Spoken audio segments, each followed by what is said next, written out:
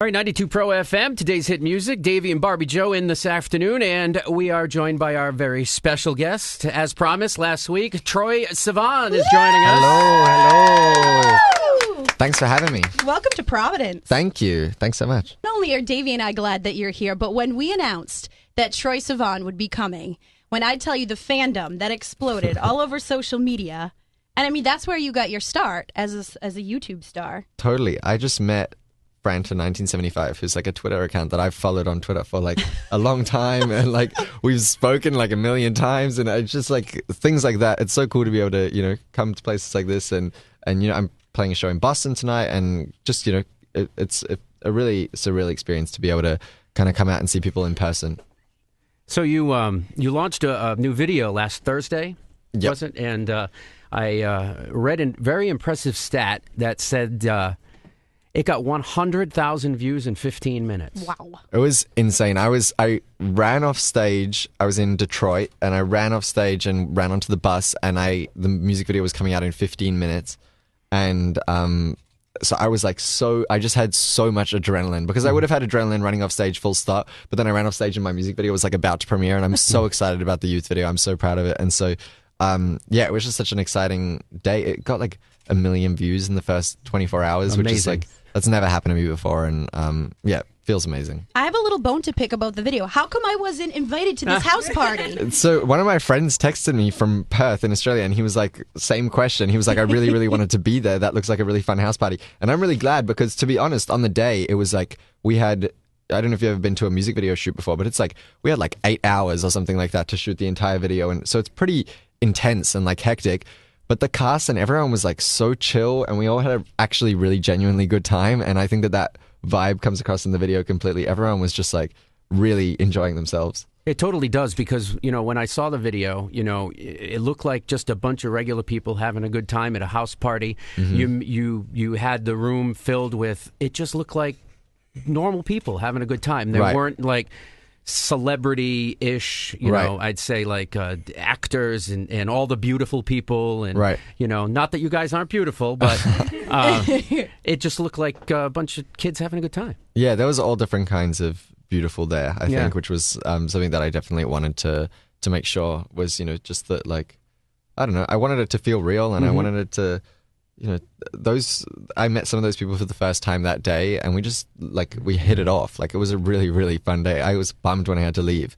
Did you write that song, Youth? Kind of like you grew up on YouTube. Right. And like when you say my youth is yours, is that kind of about like everybody has already been so exposed to you on YouTube? So I did write the song, and I think it worked in a couple of different contexts, that phrase, and that's why I loved it so much, was it did feel like I'd sort of, if you want to, you can go back. It's embarrassing. I don't recommend that anyone does it, but you can go back and watch videos of me since I was 12, and I'm 20 now. And so it's been, a really long time that I've been kind of like sharing my life in that way. And but at the same time, it also worked from like it works on like a romantic level. If it's like, if you're dating someone for a couple of years, let's say from like when you're young till, I don't know, whatever, you've given that person like your youth. And it just felt like such a really like nice kind of statement. I really liked the lyric, and that's how we started writing the whole song.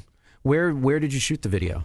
We shot the video in LA. Well, we shot a video a couple of weeks prior in London, and just like didn't really get that right vibe, and so we reshot, and just like reshot with a completely different mindset that we were all just going to go in and have a good time. And that's why I think I'm so like, I don't think I've ever like actually genuinely smiled on camera before. Like I have like my fake smile that I just do a lot of the time, but like I watch the video and I'm like, oh my God, wait, I'm like actually laughing in that shot.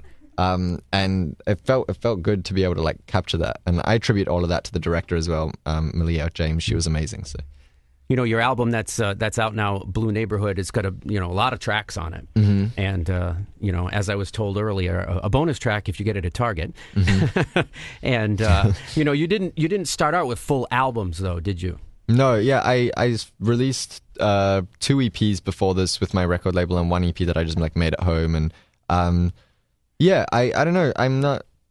I don't feel any particular pressure to kind of stick to super traditional like music formats. You know what I mean? So I just I don't think it's like really that important anymore. I wanted to make an album from like a creative point of view. I wanted to do something that was like a bit more long form than the EPs that I had done.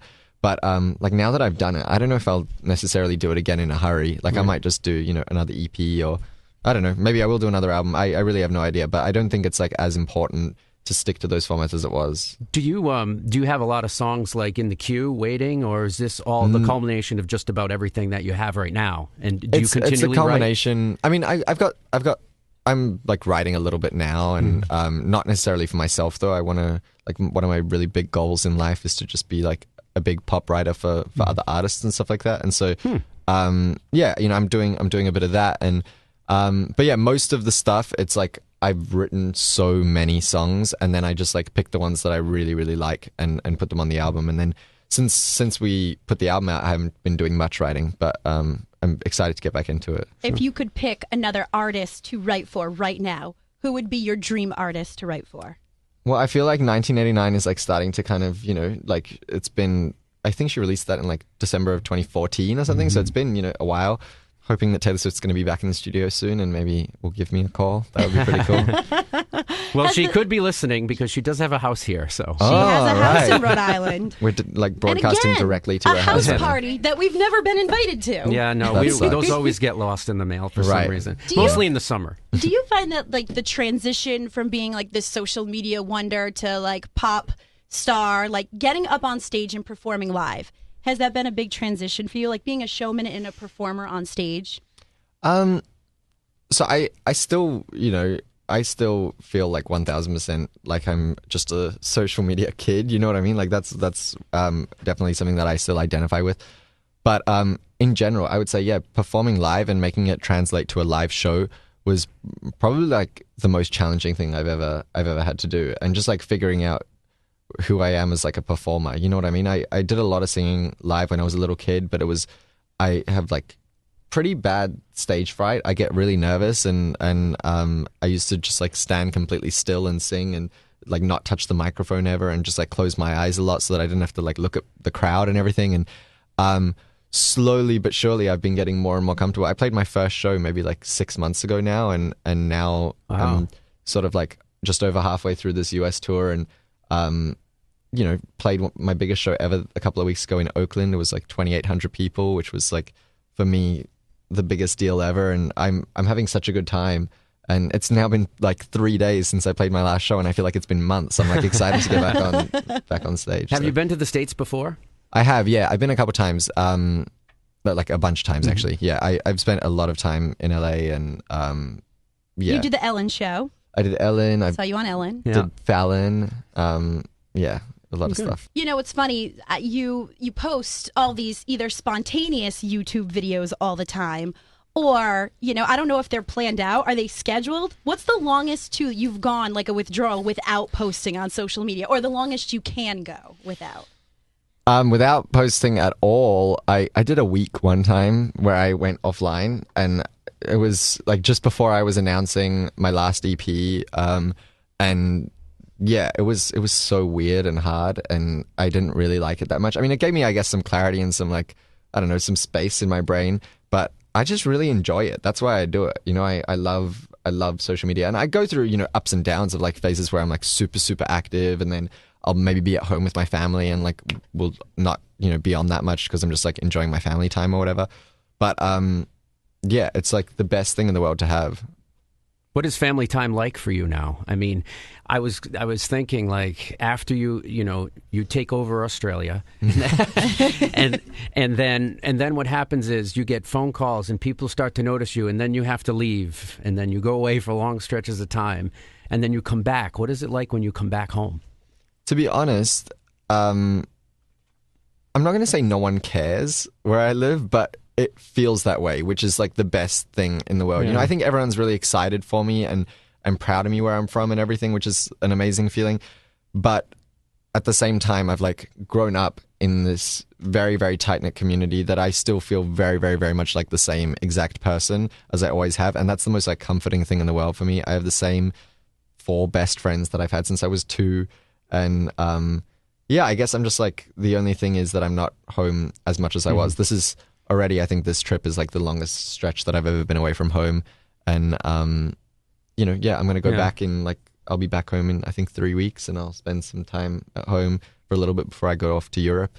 Now, Troye, in honor of you yesterday, I had to go and get a manicure because I heard that you're all about the nail situation. I'm shy when right you're now on because tour. mine are And bad now I was right like, let me see your nails. No, you can see the remnants of the last color that I did because I didn't wipe it off they still properly. look freshly manicured. They're actually not. You know what? I say I'm like, you know how people can be like a social smoker that they don't ever get addicted? That's how I am with biting my nails. It's like I can do it just very, very casually whenever I want. So I keep them in like tip-top shape, but without getting like addicted to biting them off. So they normally are pretty good, I will say.